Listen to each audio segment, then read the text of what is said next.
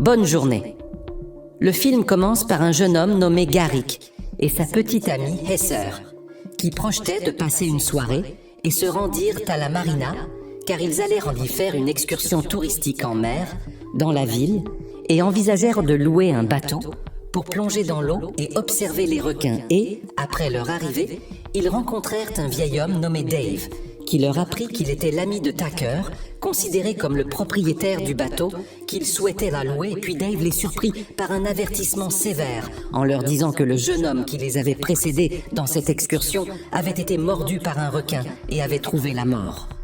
Tucker arrive et salue Garrick et Heather, et leur demande si quelqu'un sait qu'ils sont venus, et ils répondent que personne n'est au courant de leur venue et que leur présence n'est qu'une visite touristique ordinaire, ce que Tucker considère comme la meilleure décision qu'ils aient prise. Puis ils montent tous sur le bateau, et là Tucker commence à raconter son histoire avec un requin qu'il avait mordu lorsqu'il était enfant, et il leur montre une grande cicatrice dans son dos. Et Heather compatit avec lui et lui demande s'il y a quelqu'un dans sa vie. Et Tucker lui avoue qu'il a vécu seul toute sa vie. Ils atteignent un point précis en mer, et Tucker jette un appât pour les requins, jusqu'à ce qu'ils se rassemblent autour du bateau. Et Garrick remarque que Heather se sent tendue, et a peur de descendre dans l'eau, tandis que Tucker continue à la rassurer, et lui explique des exercices de respiration pour qu'elle se calme. Puis il les place dans une cage métallique et abaisse cette cage dans l'eau bondée de requins. Et Heather est terrorisée et a du mal à respirer plus. Garrick lui tient les mains et la rassure afin qu'elle profite de la scène. Plus tard, il remonte sur le bateau, ravi de l'expérience, et au même instant, Tucker attrape un couteau et poignarde Garrick, puis le jette à l'eau, et avant que Heather ne le regarde avec horreur, Tucker l'accueille sur le bateau. Une jeune femme nommée Zafi sort d'un grand magasin et après être arrivé à sa voiture, un jeune homme appelé Moss lui demande de l'aider à démarrer la batterie défaillante de son véhicule. Zafi accepte et le conduit jusqu'à sa voiture. Et pendant le trajet, ils font connaissance. Et il apparaît que Moss travaille comme agent immobilier, tandis que Zafi pratique le voyage comme passion, car elle se déplace entre les villes et vit dans sa voiture sans maison ni famille. Et après leur arrivée à sa voiture, Zafi découvre que Moss est passionné de surf comme elle, et une attirance réciproque naît entre eux. Et ils se rendent chez lui et passent la nuit ensemble. Puis Moss prépare le dîner, mais il est surpris par le départ de Zafi, une fois la cuisson terminée. Sur le chemin, Zafi remarque que les vagues sont hautes et décide de faire du surf. Mais elle se souvient qu'elle a oublié sa boîte d'équipement de natation. Puis elle cherche autour d'elle et aperçoit son camion, et s'y rend pour trouver de quoi ouvrir la boîte. Alors Tucker apparaît soudain et lui donne une clé adaptée et lui demande pourquoi elle est venue seule. Et Zafi lui répond qu'elle voyage toujours seule. Et Tucker lui souhaite de profiter de son excursion et s'en va. Zafi reçoit un message de Moss qui lui demande où elle se trouve. Et Zafi lui répond qu'elle est sur la plage et qu'elle va entrer dans l'eau, et Moss lui demande la permission de l'accompagner. Et Zafi lui répond que la mer est ouverte à tous.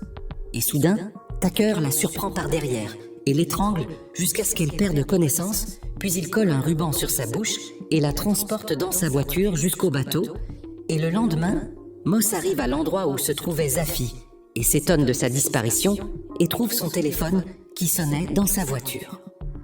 L'inquiétude de Moss pour Zafi augmente et il se rend à la police où l'officier lui demande son nom complet ou son adresse. Mais Moss est incapable de répondre car il a rencontré Zafi seulement 12 heures plus tôt. Puis l'officier lui dit qu'il ne peut pas établir de rapport pour la disparition de Moss, mais il prend sa description et promet de publier ses photos et de la rechercher pendant ce temps. Zafi reprend connaissance et se découvre attachée au lit. Zafi hurle de terreur lorsqu'elle voit Heather attachée au lit voisin. Et Heather lui dit qu'elles sont kidnappées et que le propriétaire du bateau Tucker est mentalement dérangé car il a tué son collègue sous ses yeux d'une manière horrible. Puis Zafi tente de trouver un outil pour défaire les liens et trouve un fil fin.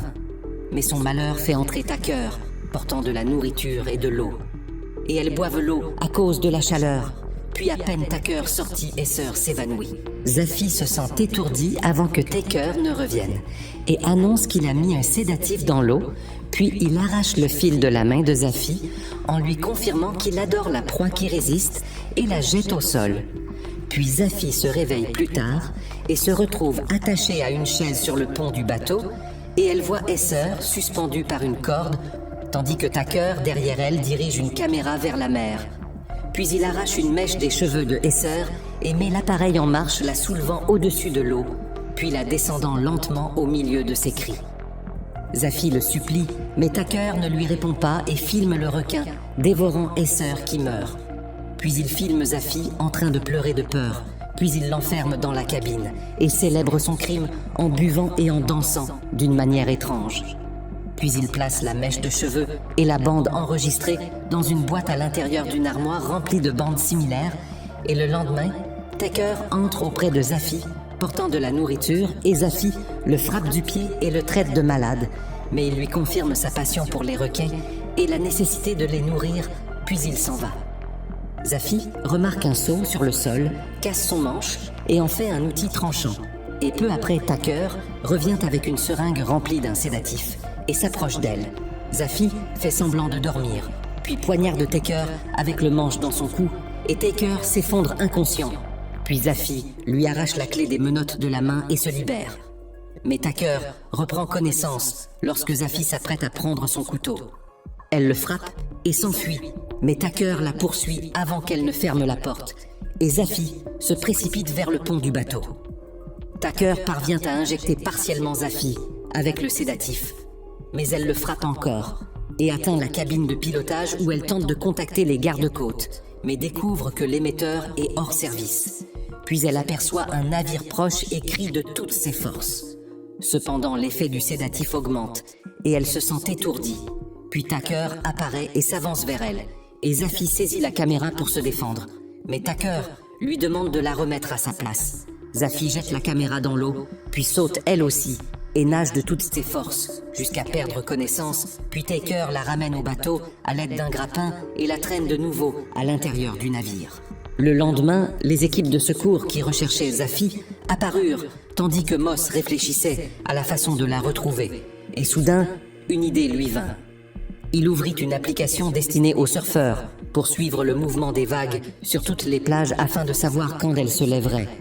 Puis il aperçut la voiture de Zafi traverser la route. Et il vit aussi la voiture de Tucker qui passait dans la direction opposée avec le nom de son entreprise inscrit dessus.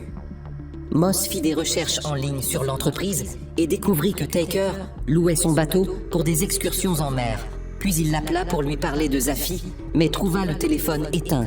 Puis il décida d'aller à la marina pour le confronter en personne et, au même moment, Tucker retourna à la marina nerveux et ignora la conversation de Dave, avant de partir acheter une nouvelle caméra à la place de celle que Zafi avait jetée à la mer, tandis que Moss arrivait au bateau et frappait à la porte de la cabine de pilotage sans recevoir de réponse.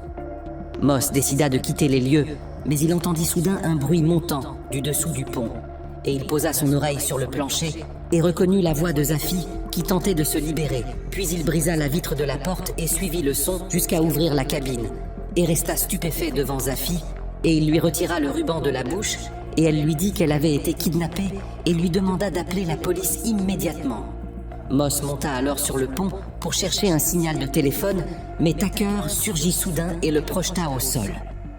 Moss tenta de se défendre et de maintenir l'appel, mais Tucker l'attira avec un grappin et coupa la communication, puis il avança pour le frapper et Moss le surprit par un coup puissant qui le serra à la gorge et faillit le tuer.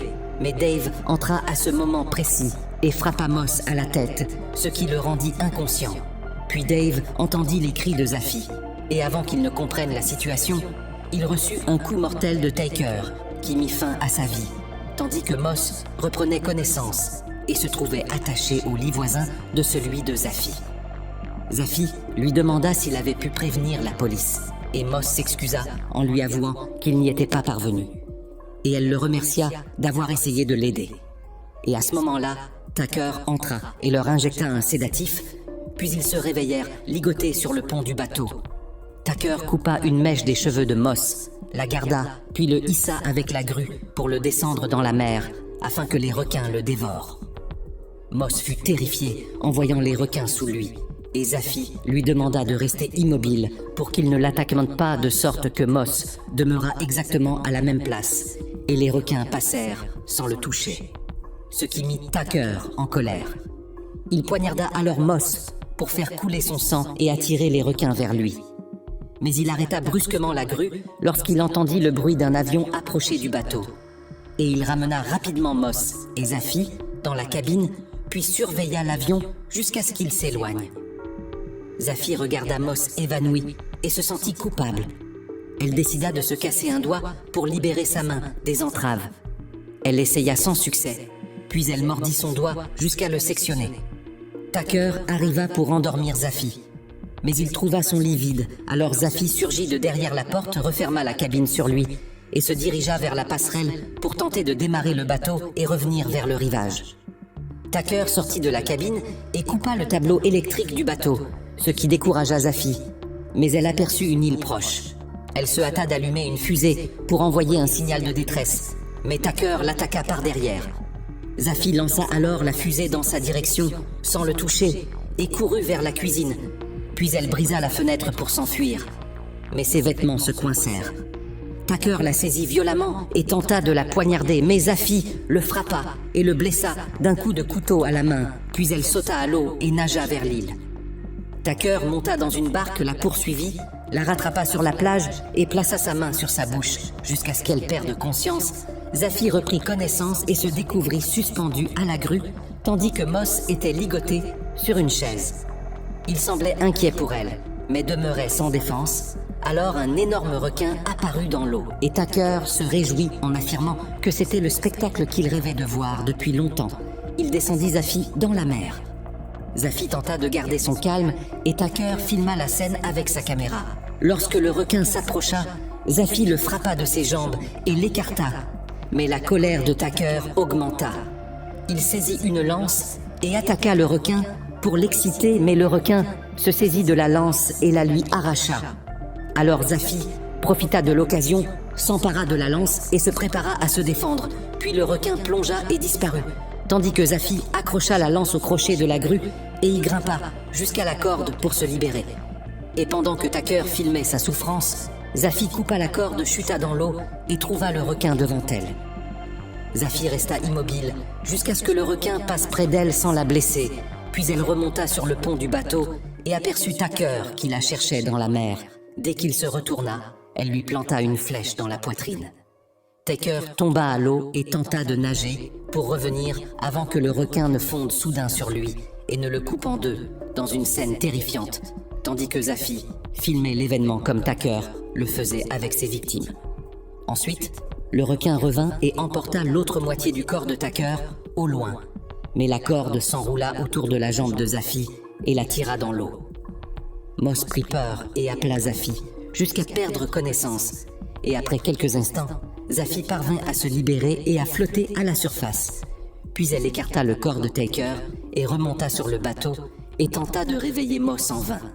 Puis elle aperçut un navire qui passait près d'eux. Elle alluma alors une nouvelle fusée et se tint au sommet du bateau, faisant signe pour demander de l'aide. Et par bonheur, le capitaine du navire la vit et s'approcha, tandis que Zafy revenait auprès de Moss pour le sauver, le suppliant de rester en vie parce qu'elle l'aimait. Moss reprit connaissance et lui répondit qu'il l'aimait lui aussi.